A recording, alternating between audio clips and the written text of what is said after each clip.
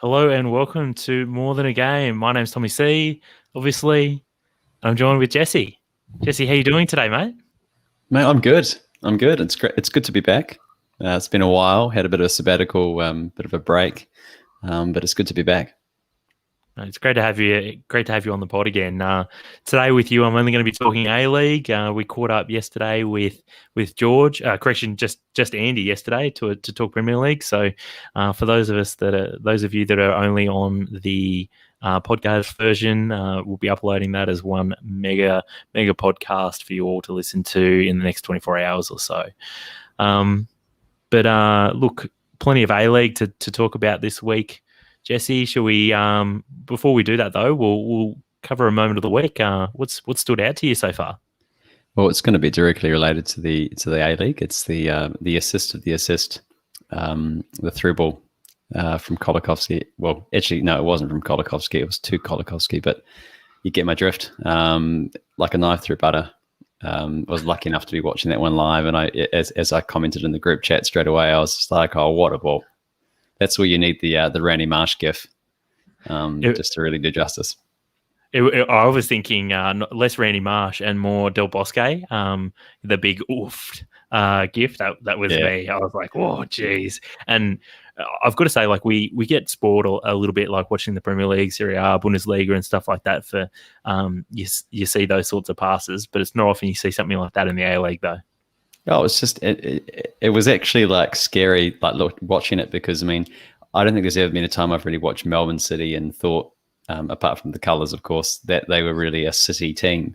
But the way they were playing football last night, or the night before, like that was a lot of really, really tidy stuff across the ground. So yeah, I couldn't have that not in my moment of the week basket. Really, it was a fantastic goal. Fair enough, mate. That's a good pick. I rate that pick. For my moment of the week, sorry, not A-League related, but it was just as good, if not better, than Luna's pass for Kolikovsky and J-Mac. Mine is Antonio's return and goal celebration. I'll talk about this in a little bit more detail already in the Premier League segment, but for those that didn't catch it, it was basically Antonio tapped the ball in, scored a goal, run off to the corner post, and then just basically did a whole bunch of backstroke in the corner, which was fantastic on the ground. You do get a bit worried though with Antonio that even just doing a bit of backstroke on the ground could have pulled a muscle. So I was just hoping he'd sort of get through the celebration and then we could sort of relax. Mate, the man's a glass cannon. Like he'll go and score, and then you're right, he'll just do a hammy, like getting up from the ground or something like that. After that, I did see. So subsequent to talking about this yesterday on the pod with Andy, I did see there was a clip on Twitter that I saw, which was basically these two blokes just like pretending to swim, but it was literally like a 1-inch deep puddle, and they were just absolutely throwing themselves into it. And oh man, I'll see if we can't share it on the MTAG page, but geez, it made me laugh. And fantastic. Saying that the subtweet was that it was Decky Rice and Carl Antonio practicing for Saturday's game. Pretty much. All right, mate. What didn't you like this week, though? I have to say, I mean, you only have to open up the Herald Sun or whatever newspaper you choose to open. I don't actually have a preference here. I just open up Google. Is that your own goal, just opening up the Herald Sun? Yeah, the Herald Sun is the own goal. So that's, as soon as I said that, I thought, geez, don't tell listeners that I read the Herald Sun.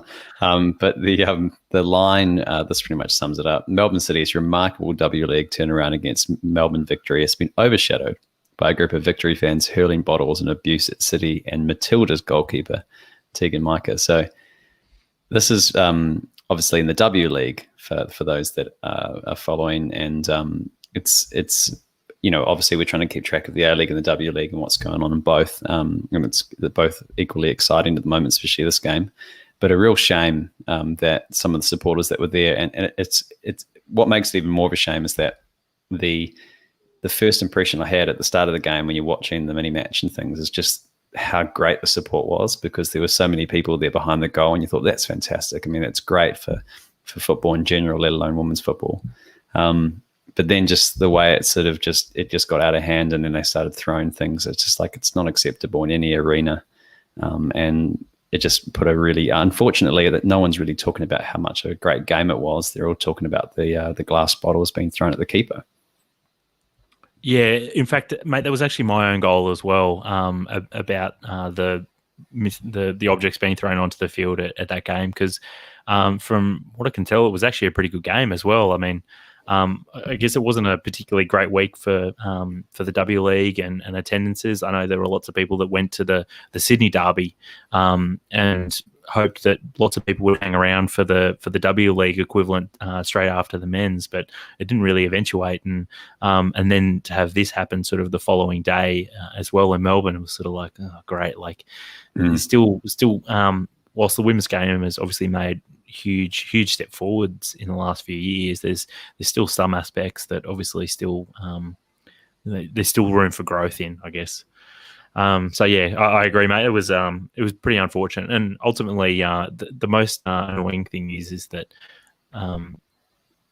no one was talking about the game or anything like that, and there's no way that the Herald Sun probably would have ran a story about the W League other than the fact that there were fans not behaving themselves at the game. So again, just Herald Sun doing Herald Sun things. When I first read it, I sort of thought, was it a bit of a, because I hadn't seen it, the footage, and I thought, is it a storm in a teacup situation where someone's thrown a plastic cup or a plastic bottle or something, just completely, glass bottles? I mean, you don't have to be at a football game for that to be inappropriate. It's just ridiculous. So, I hope those supporters don't get a chance to go back and watch football for a while, and that hopefully will teach them a lesson. I think the only time where I've seen it be appropriate to throw stuff at a football game was not throw-ins. That's obviously a stupid part of the game that Arsene Wenger thinks that they should get rid of. But at the Melbourne Derby a few years ago in the men's, there was, I think it was the northern end of the Victory supporters all had those yellow seat covers, and they were tossing those in the air in unison. And that's probably one of the funniest things I've seen at an A-League game. I thought that was, I remember that well. Pretty funny. That was cool. It was hypnotic. You just couldn't look away. But throwing stuff on the pitch, I think that's a bit of a different story. So, mate, I think we're both in unison about that being a real shame about that had happened. But all right, mate. Look, onto some football matters though. First up, we had the Sydney Derby, and a bit of a weekend of derbies. Sydney Derby, Sydney versus Western Sydney. 20,000 made it to this one, which would have to be the biggest A-League crowd, or probably one of the biggest sporting crowds in Australia, maybe outside of the AFL Grand Final, that we've seen in the last 12 months, which is pretty incredible. The game was at Stadium Australia, so whilst there were still 20,000 people there, you put 20,000 people in, I think it's a 60 or 70,000 seater stadium now.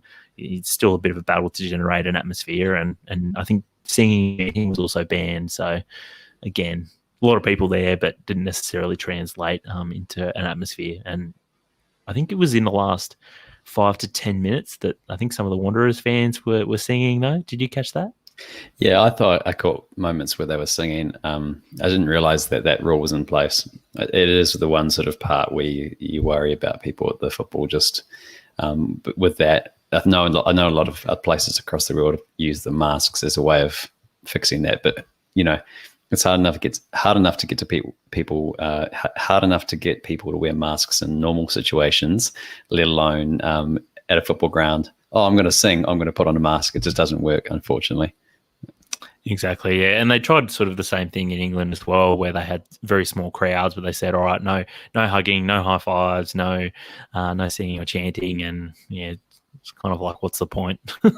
Exactly. Might as well just play behind closed doors, I think. But yeah, I guess for 20,000 though, that still meant that a lot of people could go and watch that. Just on the crowds though, mate, I noticed that the kit man, I think you follow him on Twitter. He's somehow, I follow him on Twitter. I'm not sure how that happened, but he loves all things kits, and he obviously, I think he's got a pretty decent following.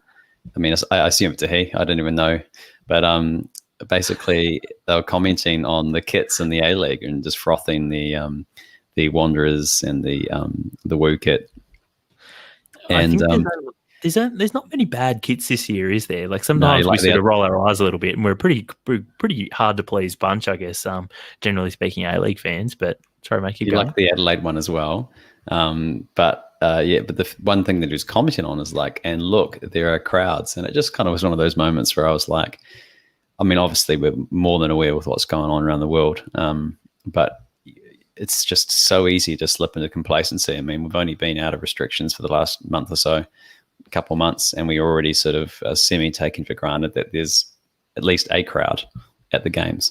So it did sort of like, I watched that game, and then I watched the Premier League last night, and it just reminds you that that having crowds is a real novelty. It's funny you mentioned that. Like every so often on social media, I see someone who lives abroad, who isn't necessarily an Australian, and they catch sort of a glimpse of what life is like in Australia and sort of some of the restrictions that have been imposed in Australia, and they go, yeah, like that's shitty, but it's still pretty amazing that like we have a lot of freedoms, and we've had, generally speaking, a pretty positive outcome when it comes to how the virus has been managed in Australia. But anyway, sorry, this is not turning into a COVID-19 podcast. Mate, there was only 2 goals in this game, and I've got to say it wasn't the highest of quality matches, unfortunately. A goal for Barbarouses from the spot, and also a James Troisi goal just 5 minutes later, both in the 60th minute thereabouts. But outside of those 2 chances, there wasn't really that many chances generally in the game, was there? This was the Snake Derby, mate. The Sydney FC versus Western Sydney Wanderers. You had Troisi, you had Barbarouses. I mean, one snake gives a pen away, one snake buries the pen. I mean, only in Australia can a snake take a penalty and win it. So it just goes to show that everything's pretty unique on the side of the world. But when Troisi gave away the penalty, I thought it couldn't happen to a better bloke. But obviously, to his credit, later on, he redeemed himself and scored the tap. And Redmayne having an absolute meltdown there. I'm not sure what he was trying to do, but it was a shocker. And he did the classic thing where the goalkeeper complains to the ref and the linesman, just yells obscenities and waves his arm in the air to try and get some kind of foul. I'm like, you've dropped the ball clean and someone's tapped it in. Like, what are you expecting? Like, it was like players are just coached into sort of complaining for the sake of complaining. It was a weird one. Like from memory, it was, I think, and there was a little bit of a similar goal that happened in the MacArthur game. I was going to call Macquarie, fucking hell. But it was a bit of a similar goal where like there was a goalkeeping error that led to the goal. And I remember in both instances, like people have said, oh yeah, like the goalkeeper like was played on because it was a save made, and just blew my mind. But you're right. An error, an uncharacteristic error, I guess, in more recent years from Redmayne. But it was a mistake that City or Heart fans or Western Sydney fans have definitely seen a lot of over the last couple of years. It still blows my mind that some people consider Redmayne to be one of the best goalkeepers in the league, because, I mean, I watched him for 2 years and he was shit. He was so bad. So the fact that he's now apparently a good goalkeeper just blows my mind. Yeah, it's the old put the best driver in the best F1 car kind of thing, isn't it? You know, he's not exactly in a team that's going to concede a lot of goals. This is true.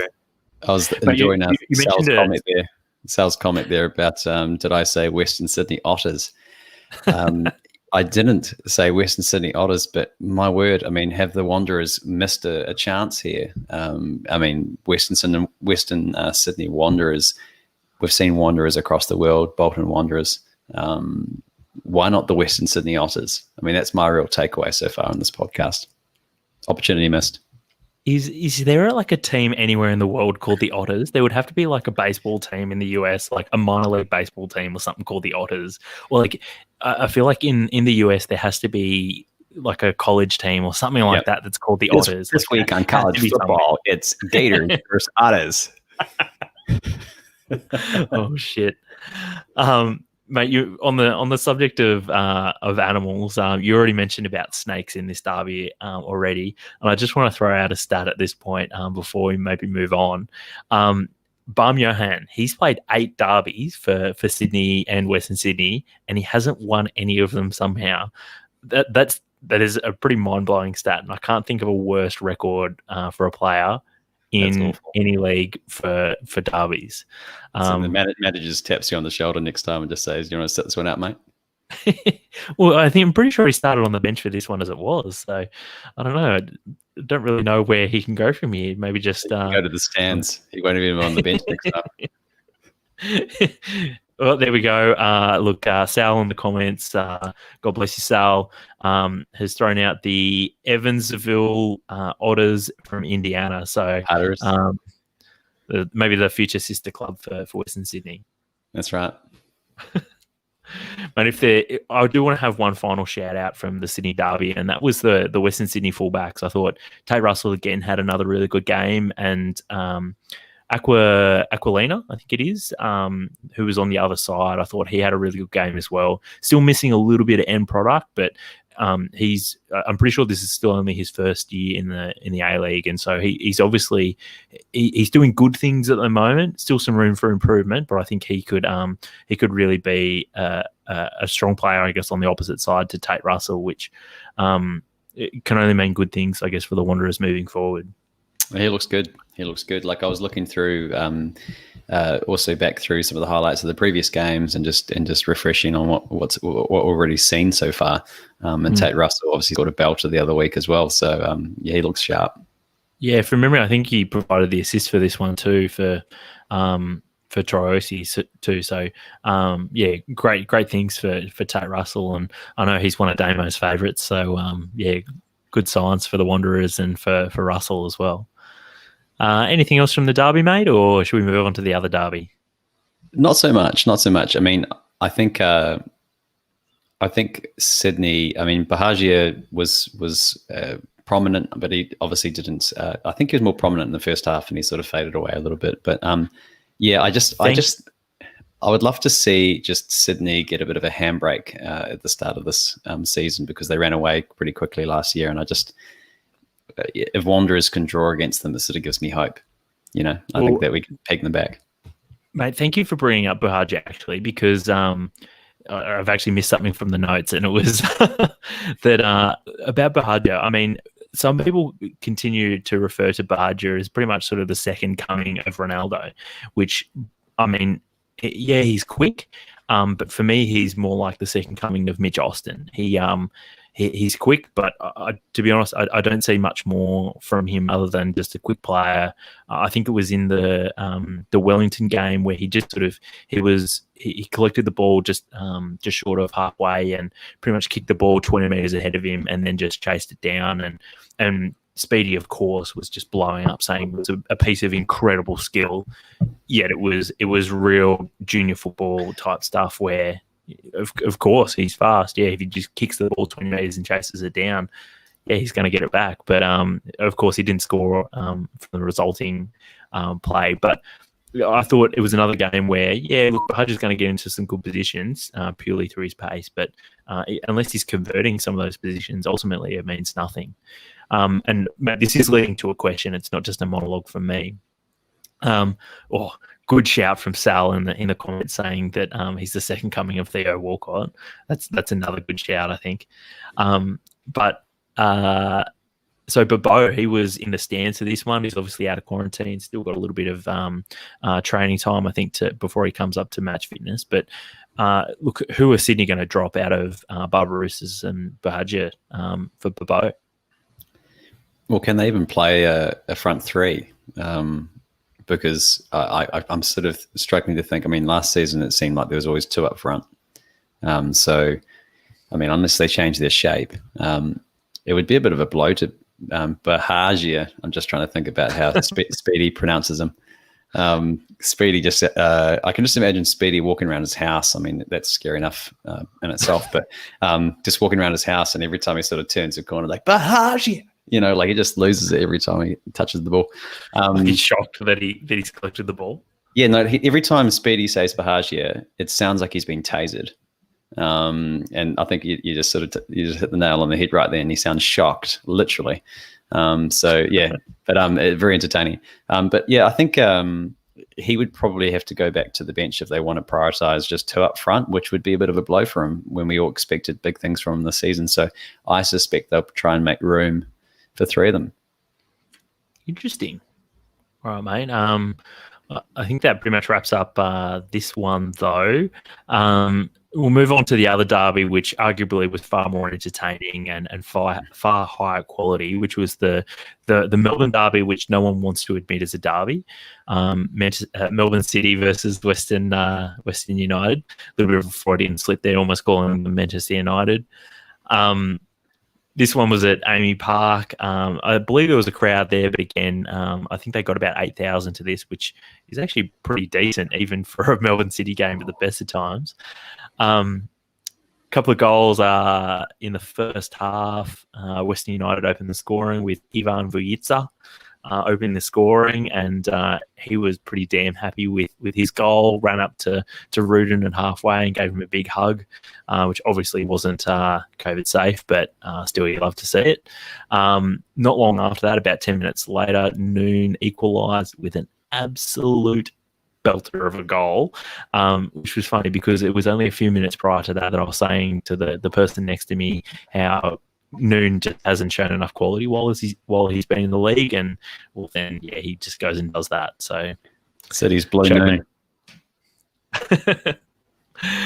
But yeah, mate, and it looks sort of like the game was sort of it was sort of seesawing a little bit, and late in the first half, early in the second half. But the game was really turned by a couple of substitutes early on in the second half, where Marco Tilio and Stefan Kolakowski, who I have a feeling Kolakowski actually follows us on either Facebook or Twitter. We have to confirm that. Would not surprise me. Look, I just want to go on record and say that Kolakowski is my favourite all-time player, and that, look, Steph, we would love to have you on the pod at some point. It would be our honour to have you on the pod, just a supremely gifted athlete such as yourself. So looking forward to that. Just let us know who your agent is, and we'll tee something up. Just bring J Mac with you. Well, but mate, I've got to say though, in all seriousness, Tilio and Kolakowski, they really changed the game in City's favour in that midway through that second half. So I've got a question for you, which I think is directly relevant to what you're about to say. And I was talking about how tidy the football was in that second half. There was this move before they scored that cracking from that cracking through ball, where. And this is what I watched the replay over and over again to try and figure out if it was actually Tilio that originally did the crossfield diagonal to Noon. Then Noon sort of floats inside and does a reverse ball, and then Tilio has a chance to shoot, and actually it just goes straight off the keeper, parried off the keeper. But it was that really amazing almost goal. It was a really big chance, but. If you watch the replay, I think he actually sliced it on the outside of his foot to Noon, and then he makes the run into the box. So it would have been a 1-2 technically. But it was just fantastic because there's something about somebody who fires a diagonal and then has the desire to get to not only to the byline, but into the box and to get in front of the goalkeeper. It was just brilliant movement, and it completely fooled the Wu defenders. They didn't track him.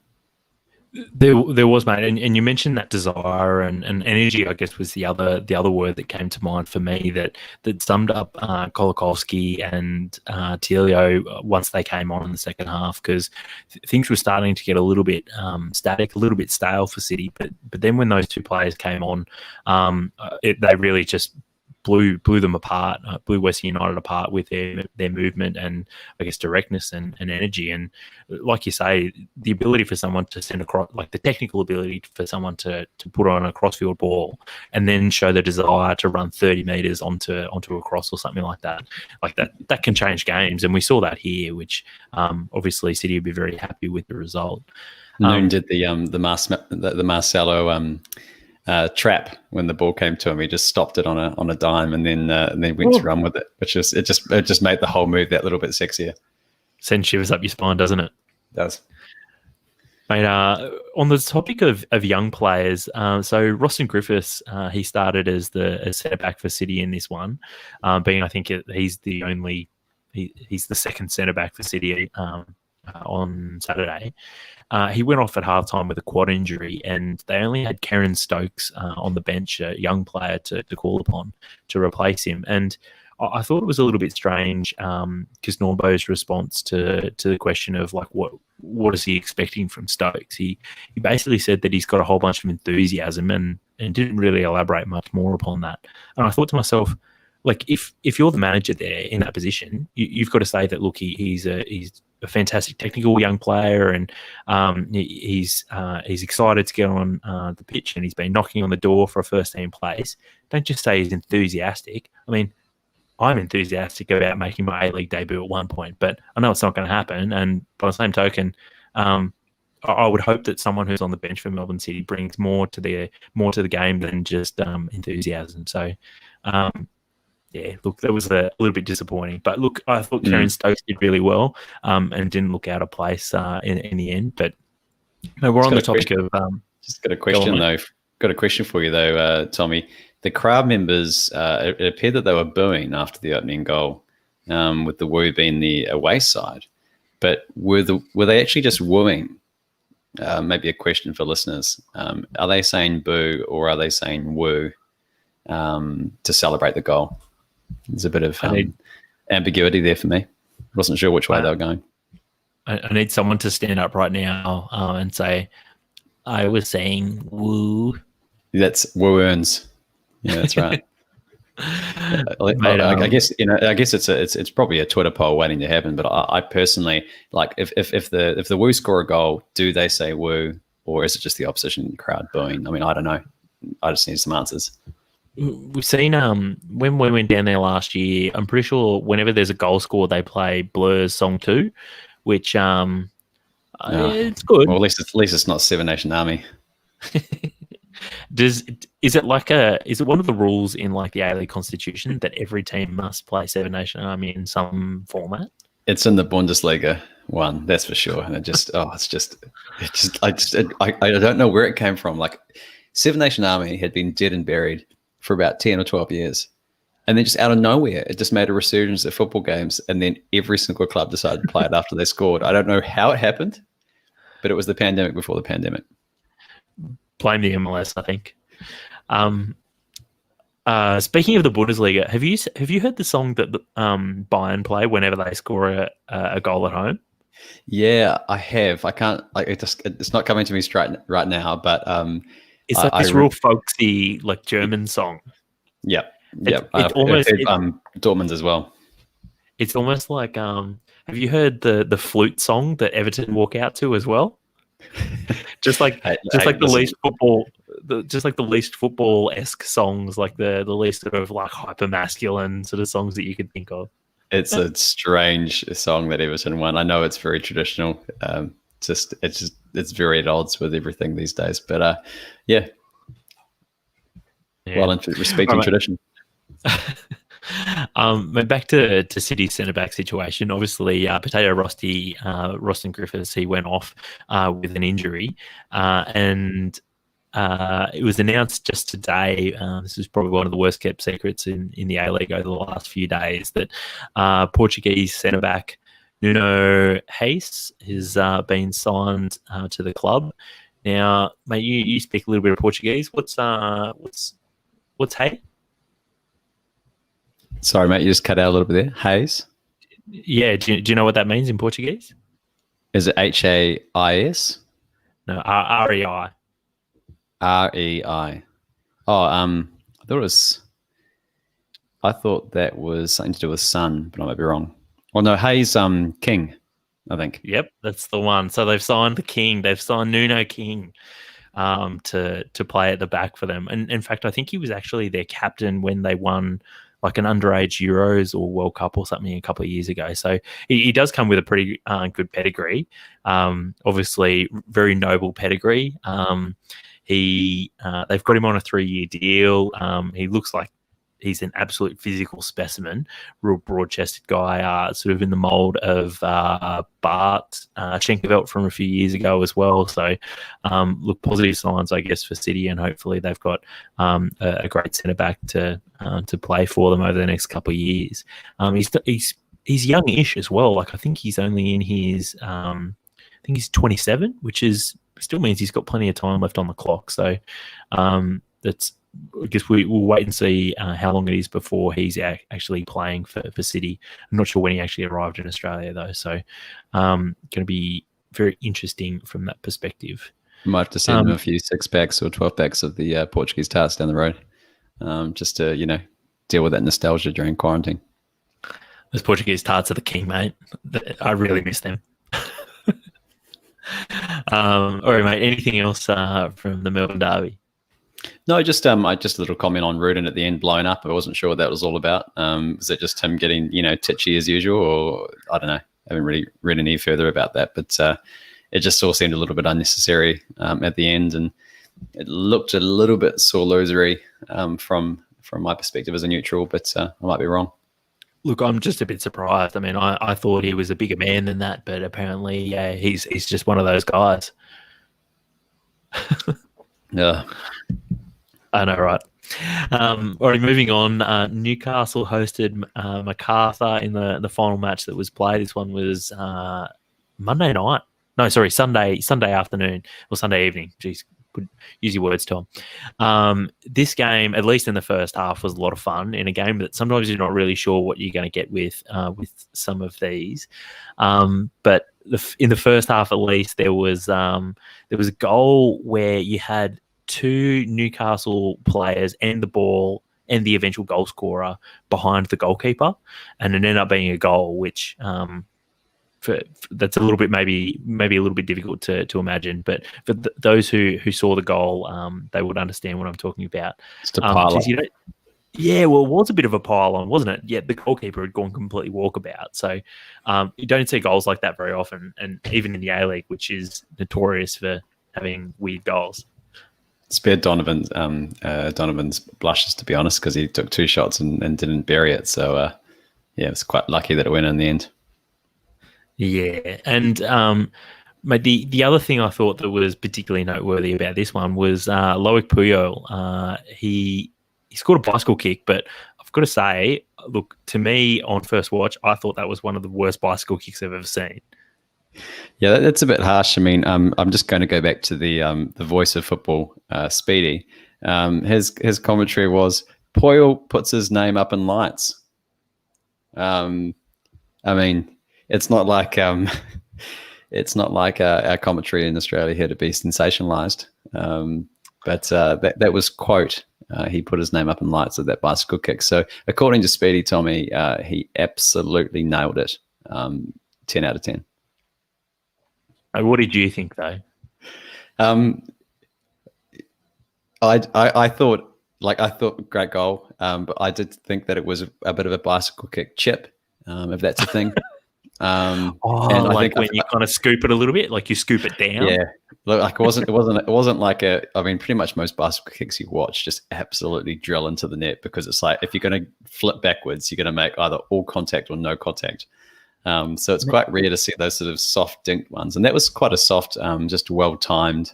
I guess you could say, Tommie, a well timed bicycle kick chip. Mate, is this? Are we doing now what everyone did to Rooney when he scored that bicycle, and everyone was like, "Nah, it was shit. It was a shin." Yeah, we're doing that now to this. We're saying, "No, it was a chip. It wasn't a good connection. Doesn't count. Shit." I don't think he gives a shit. I mean, he's put his name up in lights now, boys. So he'll be happy with that. Great goal. And he did score a goal, I guess, with that one, and he also set up the assist. We provided the assist for Matt Derbyshire to score what turned out to be, I guess, the winner as well. So Puyol did have a pretty good game. But what did you think, I guess, of his overall performance? Yeah, like I think, I mean, there's going to be so many puns with this team over the course of this year. I just, like, I was taking some notes earlier, and it's the bullpen was loving it. obviously, but you had, your Mick A-League Mick leaders. I'm full of Mick praise for them. I also thought that they were borderline McFade FC as well. I don't know if the viewers noticed as much as I did, but some really sharp haircuts out there from MacArthur. A lot of just number one up the side, especially the Spanish contingent looking after the hair really well. At least up top, I can't speak for other areas, but really tidy barbermanship off the pitch as well. So they've clearly taken to Australian life well. MacArthur FC sharp on and off the pitch. Speaking of haircuts, mate, I don't know if you saw Wood's haircut in the Sydney game. I forgot to mention that, but that was one of the worst fucking haircuts I've seen in a long while. And we see a lot of shit haircuts watching football. It's like saying that, the moon looks shit tonight, but then it's next to Venus or the other way around or something like that. You've got Muller on the pitch with him. It's like you could have the shittest haircut on the pitch, and then if Muller turns up, you're all right. Everyone will overlook you, because that bloke, once there was a gust of wind and you get the peroxide hair that just goes straight up, I mean, there was something the Joker about it. Terrifying. There's just so many different areas you can go to with Muller's hair. Like, I thought it reminded me a little bit of do you remember the old Yahoo Serious movie Young Einstein? It reminded me a little bit of that. It's Mad Professor about it, isn't there? Yeah, exactly. Which it actually made, after being reminded of that, I went, I've got to watch that again. Because does that strike you? I'm not sure when the last time you saw that movie was, mate, but it strikes me as one of those movies that you'll go, oh, geez, I remember that. That was hilarious. And then you'll go back and watch it and it'll be terrible. Yeah, you just want to keep that sort of romantic idea of it in your head. Don't go back and ruin it. Yeah, I'm real split about whether or not I should watch it or not. The MacArthur, I mean, you can't really ask much more than how they've started. They've started really a cracking start to the season. I mean, it's. I guess to be fair, they've played a little bit more football than everyone else, so they've managed to get a bit more consistency, string some games together. But they've raced out into the lead. They've been let out of the ring, and let's see if they can keep it up. I mean, I think inevitably they'll have a bit of a dip as they sort of manage the season. But it's a good start for them. This is what you want. I think the Woo did all right at the start of last season as well, and I think it's important that you start the first few games well, or at least make a good account of yourselves. Fair enough. And I guess we talked a little bit last year about the importance for Western United and this season for MacArthur of them making a positive start to the season, and I guess to their first year as an A-League club, and it's only goodness can come of them being successful at the very beginning of this season. So even if they do fade towards the end of this season, it's good to see fans getting around the team and seeing positive results in the early days of the club. So yeah. Alrighty, mate. Moving on, though, still a couple more games to be played this round. Tomorrow on Tuesday, you've got Central Coast, who up until MacArthur played yesterday were top of the league. Central Coast, might I add, playing against Western Sydney. Mate, what's your pick for this one? Who's going to take out the 3 points here? How many times would you say that the Mariners are the form team? I mean, that's the fact. It's like 2012 all over again.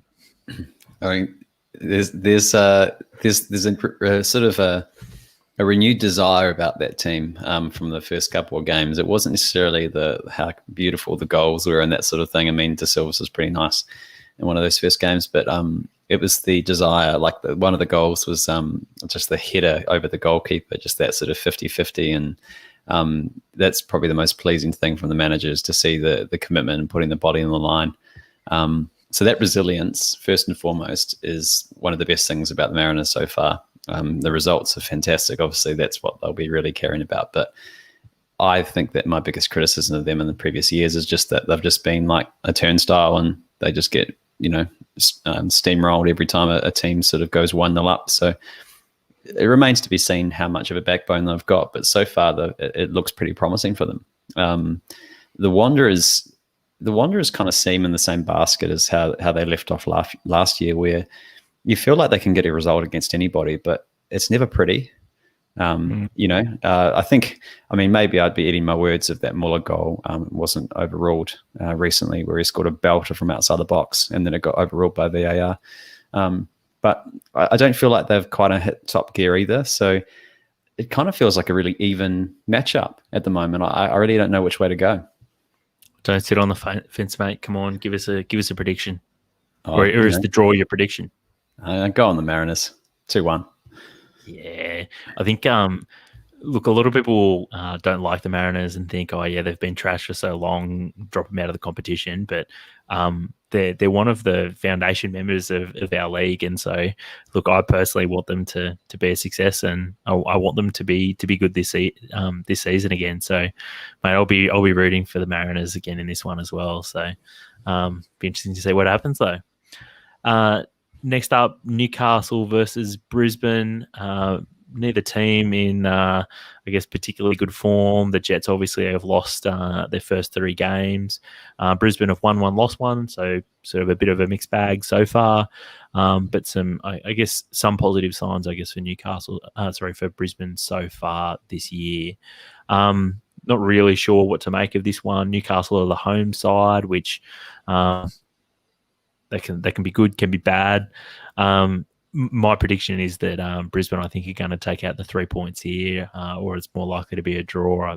I don't really see huge positive signs coming out of Newcastle. Club's in a bit of turmoil with the ownership situation, and if I remember correctly, probably much one of the few positive things at the Jets has been Laurie McKenna and his stewardship there. But I have a feeling that, and I don't have this in my notes, that Laurie McKenna was appointed to like the board of somewhere recently.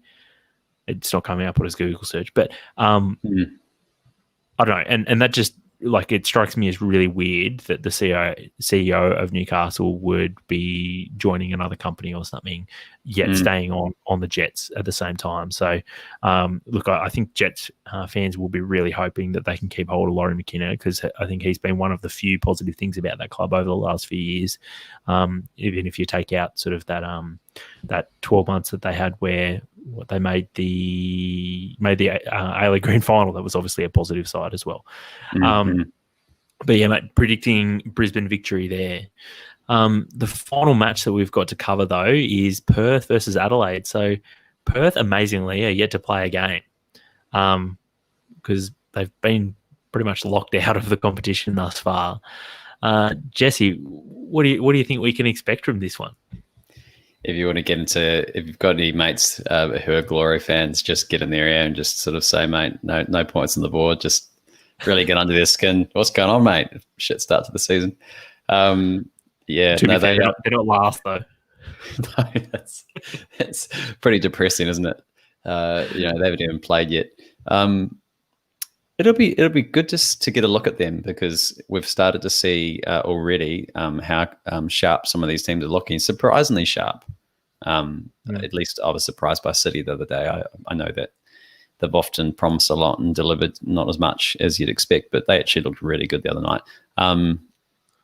So with Glory, I think this will just be an interesting game to get a look at them. I thought Adelaide were obviously helped with the sending off of Jameson in the last fixture, I think it was, the City Adelaide game. But they also look pretty good. So it's pretty hard to make a prediction here, mate, because I just haven't seen anything of Glory. So assuming that Glory hit the ground running, I'm thinking it's going to be a draw, maybe 2-2. But I thought Adelaide looked decent the other day. And of course, Adelaide's got a great kit. So it warms the heart watching them at the moment. Yeah, it's been a long time since Adelaide played even just a competitive game. They were in the Asian Champions League in November and December, and their most recent competitive game was against FC Tokyo that they lost 1-0. But the game before that, which was the 30th of November, they actually drew 3-3 with Shanghai Shenhua. So, we know they're no slouches. I'm pretty sure that's the club that Arnautovic and a few others are at. No, I think I've confused him with someone else. I can't remember which is the other team that has Arnautovic, I think it's the other Shanghai club. But yeah, so I mean, they haven't played for over a month. It's almost 6 weeks now since they've played. So going to be pretty tough, I think, for Perth. But I guess the flip side is that they've really got nothing to lose. It's their first game of the season, and anything can happen. So just I think I'd be hoping to not have any injuries, really. Yeah, exactly. And just try and as I said, I've been surprised how sharp some of these teams look. So they're going to have to sort of start quick, otherwise they'll be playing catch up pretty fast. Exactly. All right, mate. What's your prediction for a score or result, though? I feel like it's going to be a draw. I don't want to say 1-1 because I think it's so boring. So I'll say 2-2. Fair enough, mate. I'm going to go out on a limb and say that Perth are going to surprise us and get the 3-0 win. Wowee. Yeah, out on a limb. Mate, I just had a quick question. Has the A-League ever gone and dabbled with Supercoach or fantasy? Yeah, so regular listener, and I think we've even had him on the pod once before, Biggers, he tried to get me to play A-League fantasy a couple of years ago, and this was when I was deep in Premier League fantasy and obviously doing the pod as well, and I just went, nah, I can do A-League tipping, but that's it.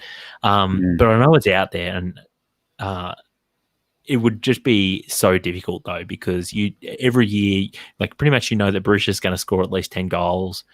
Fornaroli too. Outside of that, you've got no idea who's gonna be good, who's gonna be trash, and I think the everyone has like different opinions about fantasy and stuff, but I think that we talk a lot about on this pod about Australian football and engagement, and I know that at least in the NRL, they've spent so much time refining this NRL fantasy format. They have a podcast every week.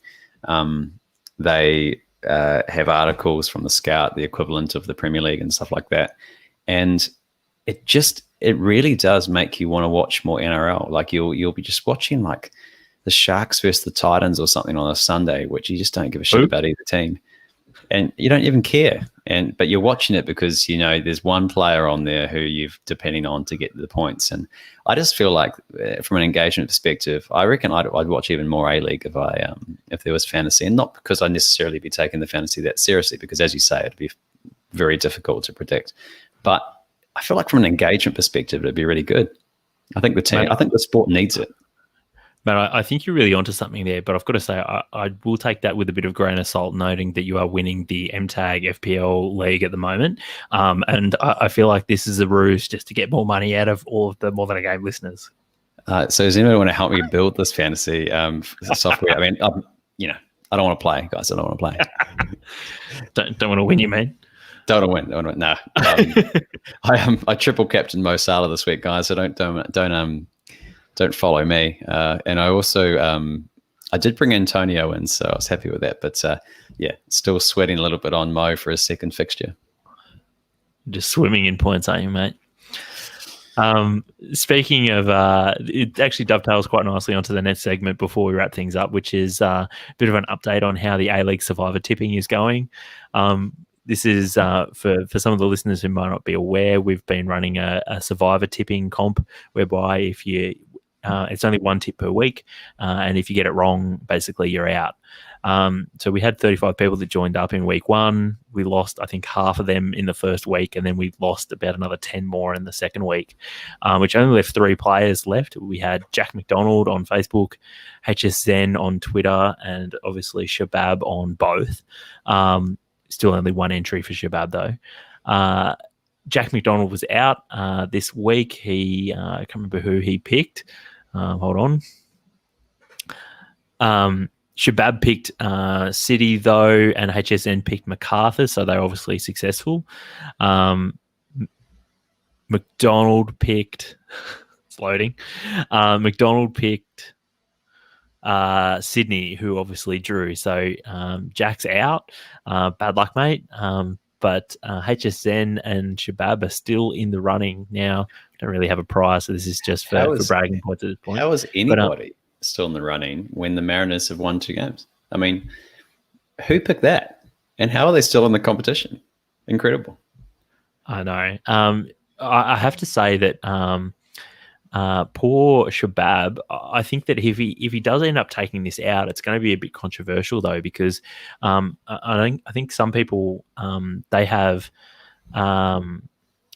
a rule in their survivor tipping that basically you can only pick each team once, and Shabab's picked City twice. Now, we didn't stipulate that you had to only pick one team once.